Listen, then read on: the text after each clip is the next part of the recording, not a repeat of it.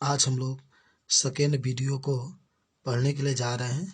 Second video में राधा जी और पवन जी के बातें हम लोग पढ़ रहे थे। राधा जी कैसे अपने संदेश को पवन के द्वारा श्री कृष्ण के पास पहुंचाती है। तो आइए आज 11 नंबर से हम लोग व्याख्या करना शुरू करते हैं। ये पाठ 1 है पवन दूतिका, और इसके जो कवि हैं अयोध्या सिंह उपाध्याय हरिऔध जी हैं। तो आइए आज 11 से शुरू करते हैं। नीले फूल कमर दल सी गात की श्यामता है, पीला प्यारा वसन कटी में पहनते हैं फबीला, छूटी काली अलख मुख की कांति को है बढ़ाती, सद वस्त्रों में नवल तन की फुटती सी प्रभा है। वह राधा जी पवन से बताती है श्री कृष्ण के बारे में, और बताती है कि जब तुम जाओगे तो तुम्हें क्या क्या श्री कृष्ण के दिखाई देंगे। कहती है कि नीले फूल कमर दल सी गात की श्यामता है। बताती है पवन से राधा जी कि अगर तुम जब जाओगी मथुरा में तो नीले फूल, जो नीले रंग के कमल का फूल होते हैं उसके समान, गात माने शरीर, यानी नीले कमल जो फूल होते हैं उसके रंग के तरह श्री कृष्ण के शरीर का श्यामता, यानी श्री कृष्ण का शरीर का रंग है। पीला प्यारा वसन कटी में पहनते हैं फबीला। पीला माना होता है पीले रंग के, प्यारा वसन माना होता है वस्त्र, कटी माने कमर में, फबीला माने लंगोटा। श्री कृष्ण अपने कमर में पीले रंग के वस्त्र को पहनते हैं। छूटी काली अलक मुख की कांति को है बढ़ाती। छूटी काली, जो काली माने काली, काले रंग के जो चोटी है, काले रंग का जो चोटी श्री कृष्ण के माथे पर बनता है वह उनके मुख को, कांति माने सुंदरता को बहुत अधिक बढ़ाती है। फिर आगे कहती है श्री कृष्ण के बारे में राधा जी पवन से कि सद वस्त्रों में नवल रस तन की फुटती सी प्रभा है। कहती है कि जब तुम देखोगे तो सद वस्त्रों माने होता है जब वस्त्र पहनते हैं तो जो वस्त्र में जो श्री कृष्ण का शरीर होता है वह प्रभा माने प्रकाश के तरह प्रकाश बिखरता हुआ दिखाई देता है। तो ये 11 था, एक बार और रिपीट कर देते हैं। नीले फूले कमल दल सी गात की श्यामता है, यानी नीले रंग के कमल के फूल के तरह श्री कृष्ण का शरीर है। पीला प्यारा वसन कटी में पहनते हैं फबीला, और पीले रंग के वस्त्र को श्री कृष्ण अपने कमर में पहनते हैं।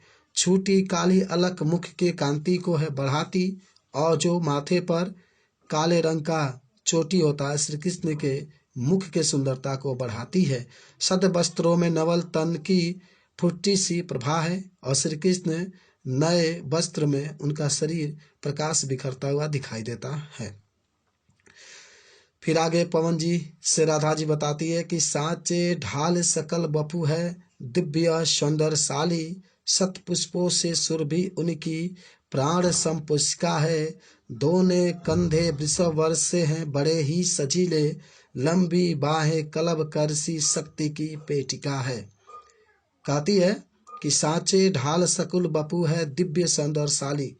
बताती है कि जो श्री कृष्ण है उनका जो शरीर है वह सांचे में ढाला हुआ प्रतीत होता है, जो बहुत ही दिव्य सौंदर्य को प्रदर्शित करता है।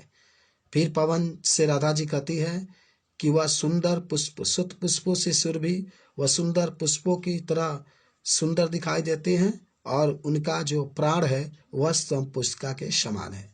दोनों कंधे वृषभ वर से हैं। वृषभ वर का मतलब होता है सांड की तरह, बड़े ही सजीले, सजीले माना होता है मजबूत। बताती है पवन से राधा जी की जो श्री कृष्ण के दोनों कंधे हैं वह बैल की तरह या सांड की तरह बहुत ही मजबूत हैं। लंबी बाहें कलब कर सी शक्ति की पेटिका है। कलब कर का मतलब, कलब माने हाथी, कर माने सूंड, और जो उनके दोनों हाथे हैं वह हाथी के सूंड की तरह मजबूत शक्ति की पेटिका, यानी शक्ति, बहुत अधिक शक्ति उसमें है। तो ये था 12 नंबर। अब आप नेक्स्ट पर चलते हैं, हम लोग 13 नंबर पर शुरू करते हैं। रजाओ सा सिर पर लसा दिव्य आपीर होगा, शोभा होगी उभय श्रुतु में स्वर्ण की कुंडली की, नाना रत्न कलिश भुज में मुंज की ओर होंगे, मोती माला लसुत उनका कंबुसा कंठ होगा। बताती है कि रजावसा सिर पर लसा दिव्य आपीर होगा। आपीर माने मुकुट होता है।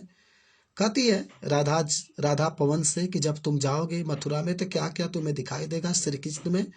तो कहती है कि जब तुम जाओगे तो श्री कृष्ण के सिर पर दिव्य मुकुट लगा होगा, बहुत ही अच्छे दिखाई देंगे। शोभा होगी उभय श्रुति में स्वर्ण की कुंडली की।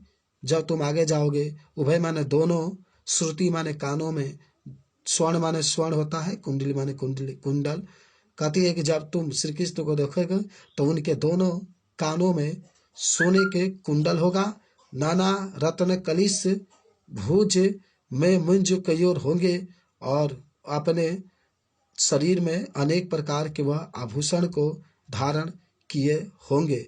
मोती माला लसित उनका कंबूसा कंठ होगा, और अपने जो गर्दन होगा उसमें वह मोतियों के माला को पहने होंगे, और कंबू माना होता है शंख के समान उनका कंठ होगा। सारी बातें बताती है। आगे हम लोग चलते हैं। नेक्स्ट कहती है कि तेरे में है न वह गुण जो तू बैठाए सुनाए, तो व्यापारों के प्रखर मतियों युक्तियों से चलाना, बैठे हो निज सदन में मेघ सी कांति वाले, तो चित्रों के इस भवन को ध्यान से देखे जाना। बताती है कि राधा पवन से कहती है कि तेरे में है न वह गुण जो तू बैठाए सुनाए। हे पवन, यदि तुम्हारे अंदर ये गुण नहीं है जो मैं दुख की बातें बता रही हूँ, अगर तुम उस बात को श्री कृष्ण से अगर बताने में असमर्थ हो तो व्यापारों की प्रखर मतियों युक्तियों से चलाना। तो कुछ युक्तियां हैं, इस युक्तियां का प्रयोग करके तुम श्री कृष्ण से मेरे बातों को बता देना। क्या क्या होती है बताती है कि बैठी जो हो निज सदन में मेघ से कांति वाले। बैठी जो हो निज सदन, निज माने होता है अपने सदन माने घर में, मेघ माने होता है बादल के समान वाले। अगर बादल के समान वाले श्री कृष्ण अपने घर में बैठे हों तो चित्रों के इस भवन को ध्यान से देखे जाना। तो जो अगर कोई चित्र होगा उस घर में तो उस चित्र को तुम ध्यान से देखना और श्री कृष्ण को भी दिखाने का प्रयास करना। नेक्स्ट पर चलते हैं। कहती है नेक्स्ट 16 नंबर पर, जो चित्र में विरह विधुर का मिले चित्र कोई, तो जाके निकट उसके भाव से यूं हिलाना, प्यारे हो के चकित जिससे चित्र को यूं देखे, आशा है वे सुरती उनकी हो सकेगी हमारी। फिर कहती है पवन से राधा जी कि हे पवन, जो चित्र में विरह विधुरा का मिले चित्र कोई, यदि उस घर में कोई चित्र विरह विधुरा दुख से व्याकुल किसी औरत का मिले, तो जाके निकट उसके भाव से यूं हिलाना। तो हे पवन, तो तुम उस चित्र के पास जा करके इस भाव के साथ हिलाना कि प्यारे हो के चकित जिससे चित्र की ओर देखे, कि श्री कृष्ण चकित हो करके उस चित्र को योर देखने लगे। आशा है वह सुरती उनकी हो सकेगी हमारी। आशा है कि उनको हमारी सुरती यानी हमारे सूरत को याद आएगी। यानी राधा जी कहती है कि कुछ युक्तियां हैं जिसको तुम श्री कृष्ण के सामने प्रकट करोगे तो शायद श्री कृष्ण को मुझे याद आ जाएगी। आगे नेक्स्ट पर चलते हैं हम लोग। जो कोई भी इस सदन में चित्र उदान का हो और हो प्राणी विपुल उसमें घूमते बावले से, तो जाके सनिकट उसके यों हिला के उसे भी देवात्मा को सुरती ब्रज के व्याकुलों को कराना। फिर राधा जी पवन जी से कुछ युक्तियां बताती है। कहती है हे पवन, इस युक्तियां को तुम प्रयोग करना। कहती है कि जो कोई भी इस सदन में चित्र उदान का हो, उदान माने होता है बगीचा। हे पवन, यदि उस घर में जिस घर में श्री कृष्ण रहते हैं, सदन माने घर होता है, यदि उस घर में श्री कृष्ण है और उसमें अगर बगीचा का चित्र हो और हो प्राणी विपुल उसमें घूमने बावले से, और अगर कोई प्राणी उसमें पागल की तरह घूमता हो, तो जाके सनिकर उसके और हिला के उसी भी तो उसके पास जा कर के उसके चित्र को हिलाना, देवात्मा को सुरती ब्रज के व्याकुलों को कराना। और देवात्मा माना होता है उस श्री कृष्ण को ब्रज के जो व्याकुल गोपिकाएं हैं उनको तुम याद कराना। यानी कहने का है कि किसी भी तरीके से वह राधा जी पवन से कहती है कुछ अपना प्रयोग करके, अपने युक्तियों का प्रयोग करके जरूर याद करा देना। नेक्स्ट पे चलते हैं हम लोग। कोई प्यारा कुसुम कुमला गेह में जो पड़ा हो, तो प्यारे के चरण पर ला डाल देना उसी को।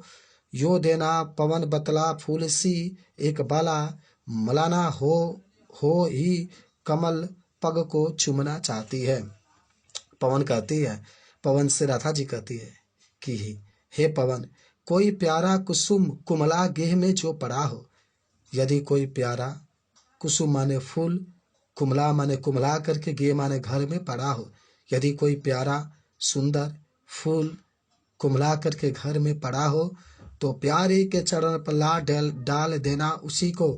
तो उस कमल के फूल को तोड़ करके तुम उस श्री कृष्ण के चरण पर ला करके डाल देना। यो देना पवन बतला फूल सी एक बाला।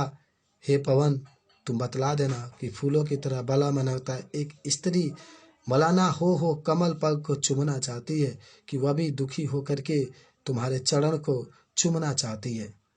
यानी कोई प्यारा कुसुम कुमला गेह में जो पड़ा हो। यदि कोई प्यारा फूल घर में कुमला करके मुरझा करके पड़ा हो, तो प्यारे के चरण पर ला डाल देना उसी को।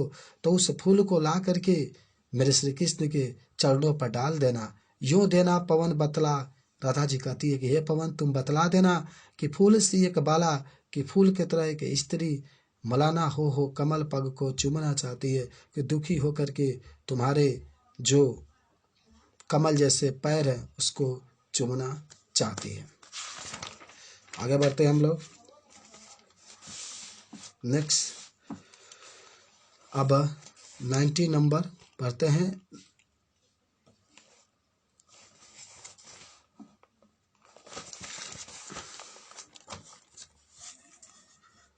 जो प्यारे मंज उपवन या वाटिका में खड़े हों, तछिद्रों में जा क्वणित करना भेड़ू सी किचकों को।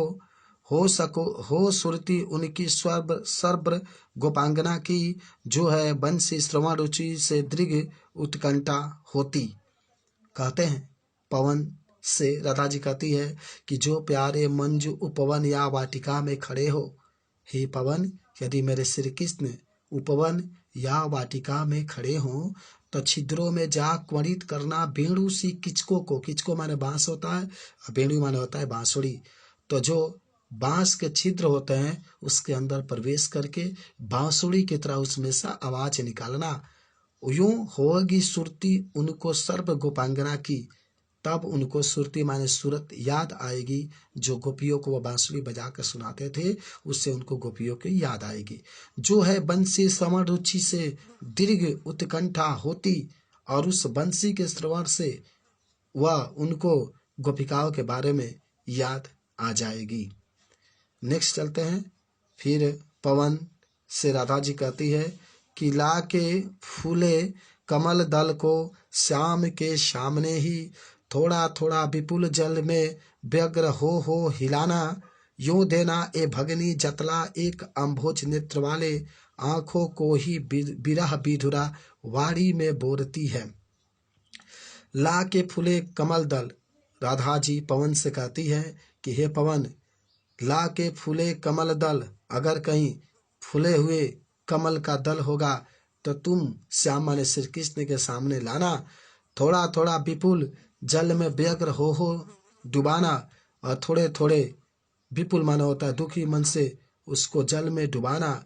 यो देना ए भगनी, भगनी माना होता है बहन, ए बहन ये तुम बतला देना कि अम्भोज माना होता है कमल नेत्र वाली, आंखों को हो बिरह बिधुरा वारी में बुरती, की कमल नेत्र वाली दुखी एक स्त्री आपके चरण को, आपको देखने के लिए तरस रही है। नेक्स्ट, धीरे लाना बहन करके नीप का पुष्प कोई, और प्यारे के चरण दृढ़ के सामने डाल देना।